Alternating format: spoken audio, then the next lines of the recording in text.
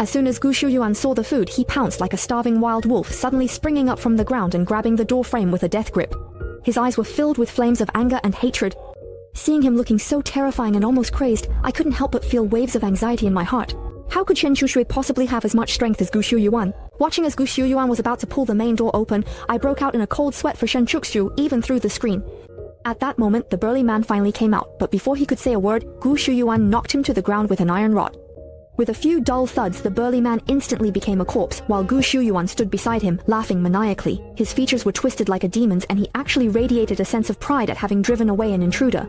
I stared fixedly at the surveillance screen, trembling all over with fear. Just then, Gu Shuyuan suddenly turned and walked to my bedroom door, sending me a message through the camera. "Anan, how have you been lately? I really miss you so much. I still love you deeply. Have you missed me?"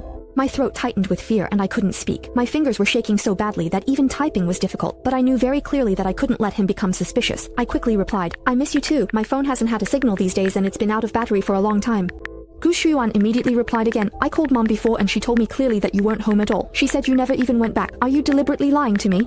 I broke out in a cold sweat instantly, so I hurried to explain. "I only got home after I hung up the phone with you that day, so my mom thought I hadn't come back yet." Not long after I sent that message, Gu Shuyuan's reply popped up again. "Baby, I miss you so much. Where exactly are you? I'll come find you right now so we can be together again." I forced myself to reply despite feeling nauseous. "I'm still back home, staying with my mom. Can't talk now, the power just went out here again."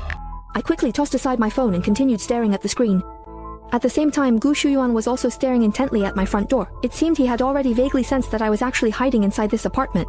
Fortunately, the pinhole camera I installed was extremely well hidden, so Gu Shuyuan hadn't noticed its existence at all.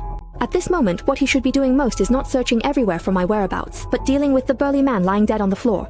Shen Chuxue, who was beside him, had already been scared senseless. She collapsed on the ground like a pile of mush, unable to move. Gu Shuyuan completely ignored her, then hoisted the burly man's corpse onto his shoulder and headed up to the rooftop. Soon after, a dull thud echoed from below. The burly man had vanished completely into the raging floodwaters. To those who didn't know the truth, this scene would simply look like yet another person who couldn't bear the torment of the apocalypse and chose to end his own life. After disposing of the burly man's corpse, Gu Shuyuan dragged Shen Chuxue, who was collapsed on the ground, straight into the house. At this point, Shen Chuxue was completely petrified, her eyes filled with nothing but fear. She let Gu Shuyuan drag her into the room like a dead dog, offering no resistance. With the bang of the apartment door across the way closing, from that moment on, Shen Chuxue became completely obedient to Gu Shuyuan. In the blink of an eye, 8 months had passed. The once endless torrential rain finally showed signs of stopping, but the temperature began to plummet dramatically. It was as if the whole world had suddenly entered an ice age. The floodwaters froze into thick layers of ice, and the cold wind howled over the city like a knife. During the prolonged period of extreme weather, the city's power supply system had long since collapsed.